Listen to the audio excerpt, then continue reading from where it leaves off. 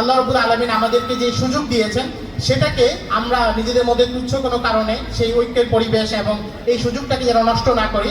কারণ নিয়ামত যদি চলে যায় সেটাকে মানুষ যদি নিজের অযোগ্যতার কারণে নিয়ামত হাতছাড়া করে সেটা আবার ফিরে আসে না। এবং এটাও একটা প্রসিদ্ধ সত্য যে এক প্রজন্ম তারা দুইবার অভ্যুত্থান কিংবা বিপ্লব করার ক্ষমতাও রাখে না।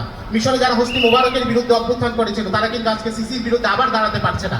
ফলে আমরা যে সুযোগ পেয়েছি এটা যদি আবার হাতছাড়া হয় তাহলে আমরা এই মানুষরাই আবার যে নতুন কোনো বিপ্লব ঘটাতে পারবো, অভ্যুত্থান ঘটাতে পারবো তার সম্ভাবনা কম, অন্তত ইতিহাস সেটা বলে না। ফলে যেই সুযোগ আছে সেটাকে সর্বাত্মকভাবে রক্ষা করাই আমাদের সবার দায়িত্ব।